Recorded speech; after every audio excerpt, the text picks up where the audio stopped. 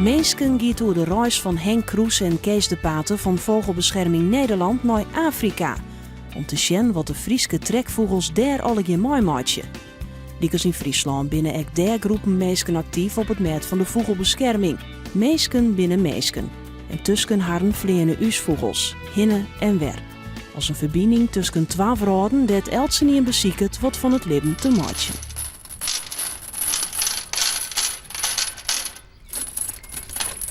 Ik ben hier opgegroeid in mijn jeugd.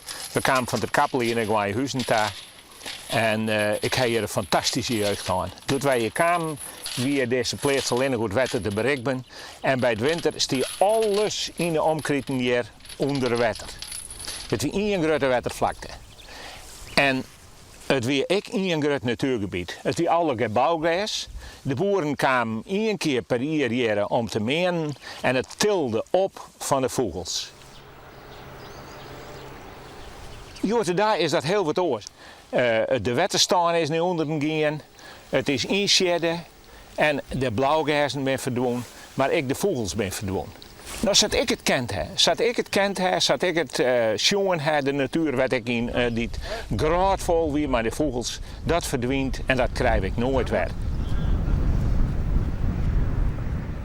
Nou, in feite speelt is het een combinatie van factoren. Het is zelfs ook griezelijke droeg, maar het is al je hoogproductief gasland worden. En daarnaast is het zo dat het ook griezelijke betieren meen wat je in het worden gaat, dat is funest voor een vogel als de skriers. Ik denk wel dat onderwijs ook heel wichtig is. En vooral om de bijen naar buiten te brengen. Om ze wat zien te laten en ondervinden te laten. Dan zou ik ze wel graag even een beet pakken willen en het veld inbrengen. En ze daar toch wat van bijbrengen. Hoe is dat in Afrika? En de weg die zij daarheen gaan is natuurlijk niet zomaar een weg van Friesland naar Burkina Faso. Nou, en dan hopen wij natuurlijk dat de zorg in Burkina Faso net zo goed is als in Friesland hier. Alors, il se déplace comme ceci. Il passe par le détroit de Gibraltar et il rejoignent l'Afrique. Als je weet wat een vogel dwaan maakt om in leven te bloeien, om jongen te produceren, om in trodotiert heen te komen, zeg maar. Ja, dat is net niks. Nee. En dan steen je gewoon zomaar het bestil. Als je een tjiftjaf jong of wat je een skrier zegt, dan ben je gewoon net van bewust wat die vogels al oud lezen om kilometers en wat die voor strietlevering had om te overleven. Wat mij heel boord oorsprutst daarin, dat wij de route van de skriers volgen, de trekroute van de skriers.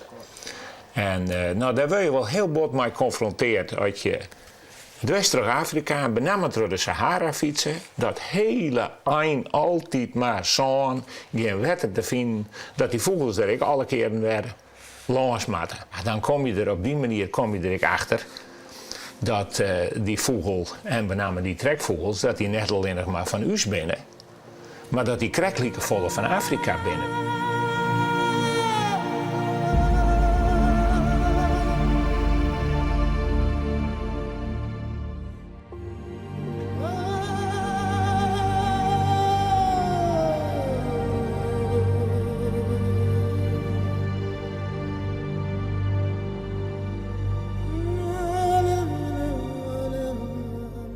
Wat mij opviel is dat het in Afrika, dat het er op dezelfde manier, dat er ik verhoringen optreedt, dat er ik intensivering is, dat ik mensen, ja en wat, misschien wel er ik een bestaan opbouwen.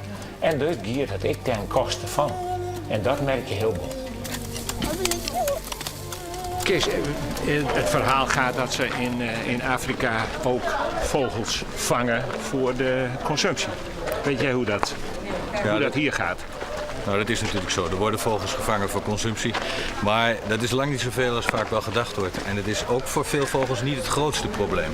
Kijk, als mensen veel honger hebben en ze hebben eiwitten nodig, dan is het logisch dat er ook vogels gevangen worden. Maar het grote probleem voor bijvoorbeeld zomertalingen of gutto's is niet zozeer de jacht. Dat ligt toch meer hier of in het achteruitgang van het landschap, de degradatie van het landschap. En ook deels natuurlijk bij ons. Daar liggen er ook grote problemen. Dus natuurlijk, er wordt wel eens wat gevangen, maar het is niet het echt grote probleem. Je moet het ook niet vergelijken met bijvoorbeeld wat er in Malta gebeurt, dat er massaal vogels geschoten worden. Dat is hier absoluut niet. Maar daar is ook plezierjacht. Ja, daar gebeurt het. Dat is totaal anders. Dat klopt, absoluut. Ja.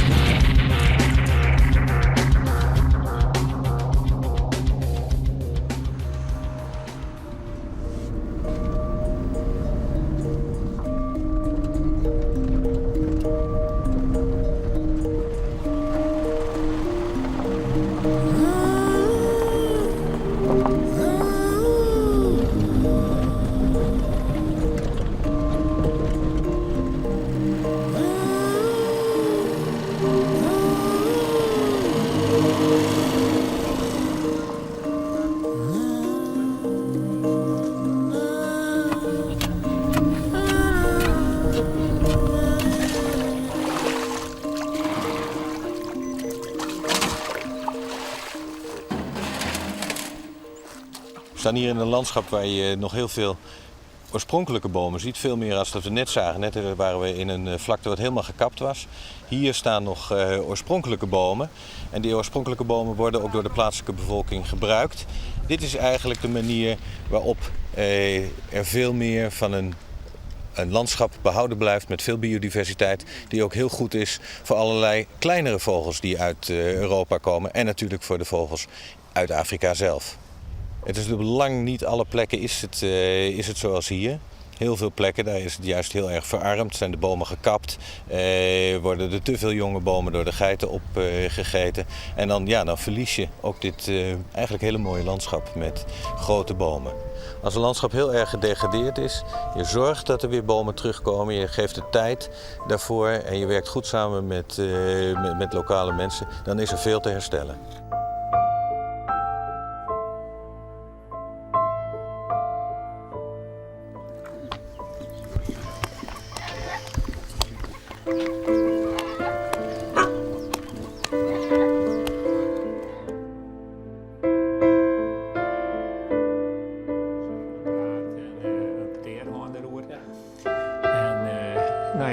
Doe een soort onderzoek daar. Doe heeft daar een boek over maken. Ja. En wat houdt dat in? Wat hij hem daar... Ja, wij gaan een boek maken. De naam is Living on the Edge. En dat komt van, zeg maar, op het randje, zoals we het ze kennen. Dat Sahel is daar rond. En het gaat vooral over hoe zeg maar, de omstandigheden in Afrika, hoe die trouwwerkje op de vogels die breeden in Europa en Nederland, uiteindelijk ook Friesland. Dus hoe dat hele systeem in qua zit. Sommige jaren gaat het meer, sommige jaren gaat het goed. En als je dat wat beter is, dat eigenlijk de Rijnval in Afrika, het is soms hele droge jaren in de Sahel, dat een grote rol speelt. Maar goed, het is ook zo dat die oerbevolking die in Afrika een rol speelt, zeg maar, de bevolkingsgroei, die zorgt ervoor dat die mensen, die zijn natuurlijk ongewezen op wat het loon hun jouwt. Ja. En met name het eerste deel van die bevolking, die maakt vooral dat loon broeken. En hoe meer dat er binnen, hoe moeilijker dat het gaat. Wat mij nou opvalt is dat die vogels natuurlijk 2 keer de dupe binnen. Want we zien in Afrika dat ze daar ik dwaande binnen. Daar was natuurlijk ik een bestaan op het. Daar was ik beziekje om een inkomen te krijgen. Ja. En daar zorg je ik dat die maatschappij veroordeelt en hem onpost. Ja. En dat ben dan op dezelfde manier zo ren je daar aan. Ja. Ja. Ja, ik daar weer ingrepen die in waterbeheersing, in types van landbouw, waar volgens langer alle vogels beter van worden. De bevolkingsgroei die zorgt ervoor dat die mensen, die zijn natuurlijk onwezen op wat het loon hun jouwt. Ja. En met name het eerste deel van die bevolking, die maakt vooral dat loon broeken. En hoe meer dat er binnen, hoe moeilijker dat het gaat. Hoe meer dat het exporteerd wordt.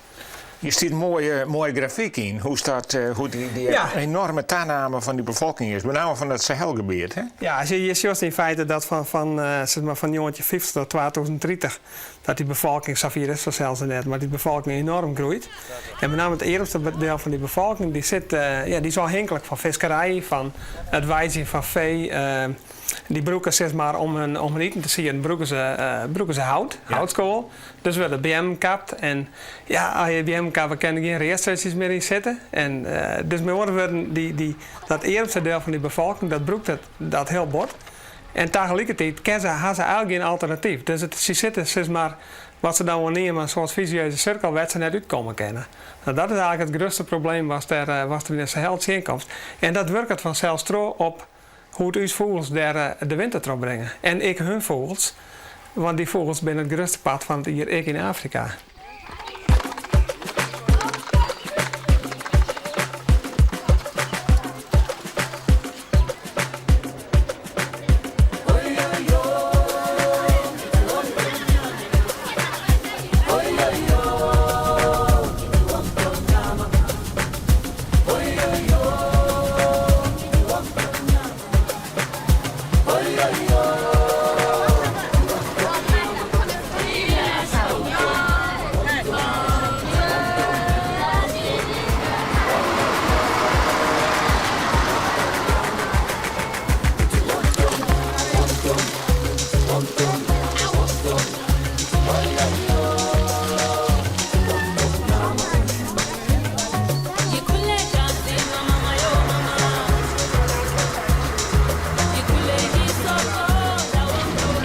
We call it the 11 Steden Tocht.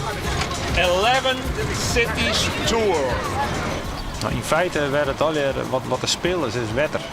En wij zijn natuurlijk wij zijn super in beheersing van wetter. En we zitten zo'n beetje 2 meter beneden het zeeniveau en we houden de boel kurk droeg. Nou, die expertise die kunnen we ook naar Orenland te brengen en die wordt ik naar Afrika te gebracht. En ik in Afrika weer het dam maken en wordt ik wetter beheerst.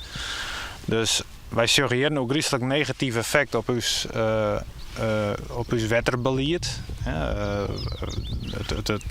De dynamiek uit de Friese Maren is, het wetterdynamiek is van het wetterpeil is heel vet. Het landbouwgebied verdroegt. Maar ondertussen in Afrika is men ook bezig om rivieren in te dammen en stikken in te polderen. En dat gebeurt op volle grotere schaal. Ja, zodra mensen helemaal begint te klooien is het eigenlijk vaak een foute boel.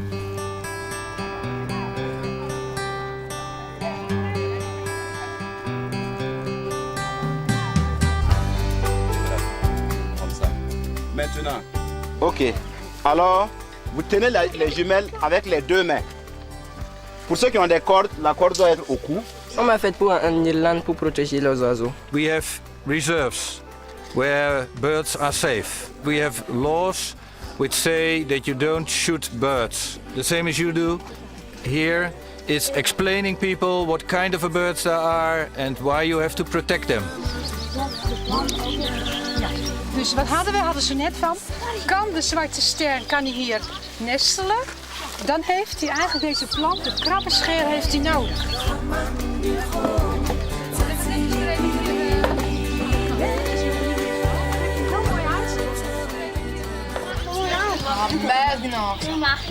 Ik zie niks. Sorry, Hein.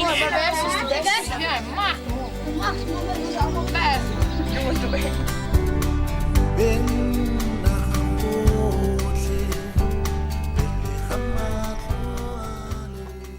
Wat wij vooral doen, dat boek had eigenlijk een bijdrage in die.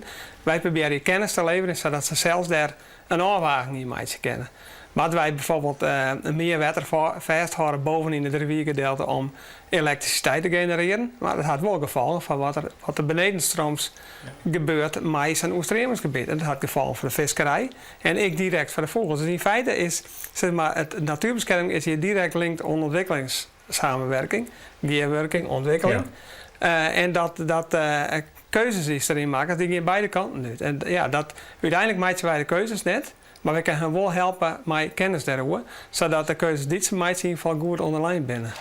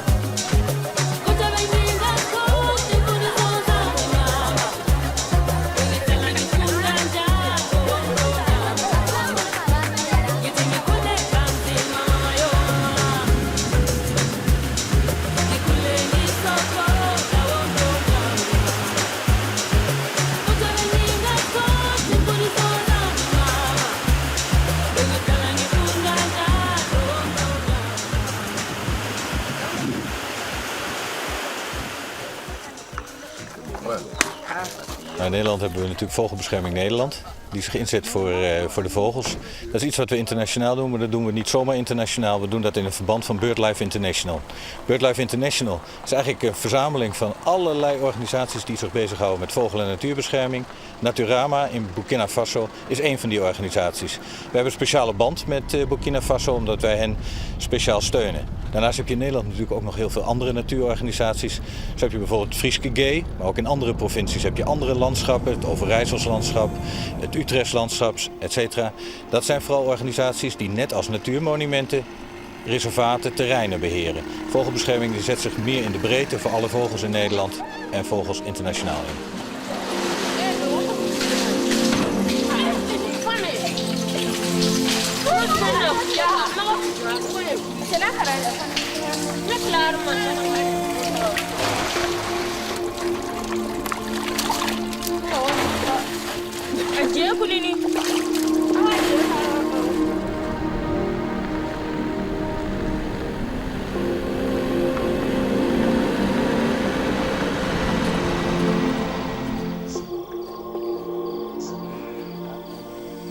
De slaggenwol?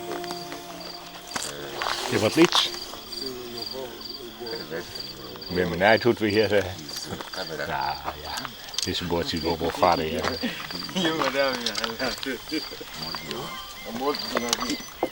Ah, ok, donc.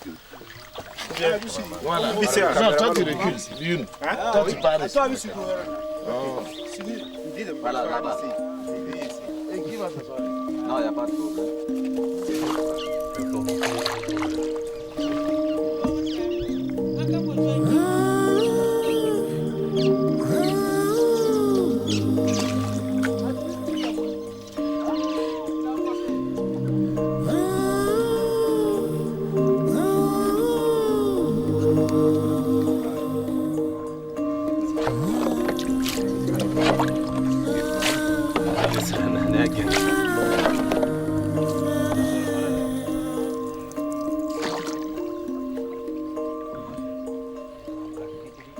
Est-ce que vous avez le sentiment que vous faites autant que nous en Hollande?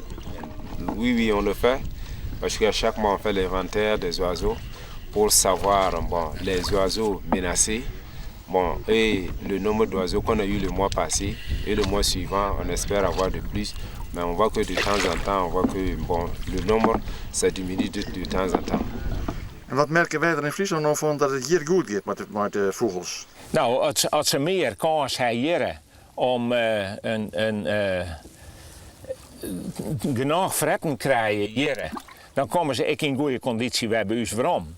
Dus de problemen, als je problemen binnen, dan merken we dat ik weer aan de vogels dit bij ons terug te komen. Want ja, ze moeten natuurlijk altijd fretten hebben in de tijd dat ze hier binnen. En vooral voordat ze op reis gaan, dan moeten ze in een goede conditie verkeren. Anders kunnen ze de woestijn naartoe komen. Want dat is een hele grote stap die ze maken moeten. Sensibilisation, c'est très important. Bon, par là-dessus, naturellement, on est en train de faire la sensibilisation dans les villages, dans les écoles, afin que les gens là puissent savoir l'importance des oiseaux. Qu'est-ce que les gens ici trouvent des oiseaux? Ne sont-ils pas trop pauvres pour trouver les oiseaux importants? Ben non, les oiseaux sont très importants pour les communautés locales parce que si vous savez que dans la culture africaine, l'oiseau rentre dans tout ce qu'il y a comme rite. Quand on fait les sacrifices, il faut avoir un oiseau. Pour un mariage, il faut un oiseau. Pour un baptême, il faut un oiseau. Donc la culture africaine est strictement liée aux oiseaux. Is dat besef er bij hem, dat er collega's maar hetzelfde dwaande binnen? Ik denk dat dat besef bij ons als vogelonderzoekers juist wel is, omdat ik contact aan heb met internationaal bezoek. Ik denk dat het besef bij orenmeestingen vaak net is dat vogels ik van grutpad afkomstig ben uit orenland. En dat gewoon vogels die je breeden eigenlijk Afrikaanse vogels binnen. Die hier echt puur en alleen nog maar komen om te breeden en hier maar heel even in het land binnen. Om aan te lezen jongeren te brengen en dan gaan ze weer naar Afrika. In feite hetzelfde als wat wij hebben met gwozenwinterduis. Die binnen het grootste pad van het hier ben ze hier. Maar ze gaan daar naar Siberië te onder oren om daar te breeden. Il y a l'union entre les Pays-Bas et puis le Burkina Faso dans le domaine de la conservation et dans le domaine de la coopération internationale. Les plus grands problèmes ici, c'est comme vous le constatez, il y a le problème de la déforestation, le problème des pollutions, quand bien même des études très poussées ne sont pas encore faites, les problèmes de la destruction des habitats. Les gens comprennent peut-être mieux ici. Les gens dépendent entièrement des ressources naturelles pour leur survie. Par exemple, quand vous prenez par exemple l'énergie, c'est uniquement le bois énergie que les populations locales dépendent de ce bois et énergie-là. Donc ils sont obligés souvent de couper les arbres pour avoir le bois énergie. Ik ben opgegroeid op een plaats. Ik ben opgegroeid in het Friese Wetterland, tussen de blauwgazen in. En daar heb ik de vogels kennengelerd. En die waren een onderdeel van het hele bestaan. Die een onderdeel van uw plaats. En bij het maaitijd weet ik wel, als we dan de doorriepen gang, de squad doorriepen gang, dan weer het zweltje er ineens werd. Dat kwam onvleng, dat zie je te wachten en ineens skeert het. En dat weer voor u zeg de maaitijd. En dat vind ik wel zo fantastisch, dat dat beest voor een part van Afrika is en voor een part van u is. En ik had altijd gedacht dat het thuis vogel weer. Maar het is vanzelf net zo. Dat beest dat jet in die 12 raden thuis. En wat ik zo mooi, dat beest verbindt ik die meesten mijn. Want deze meesten hier, het is haar een vogel. En voor u geldt dat hetzelfde. En dat beleef je hier op een hele bijzondere manier, terwijl ik die vogels hier te zien.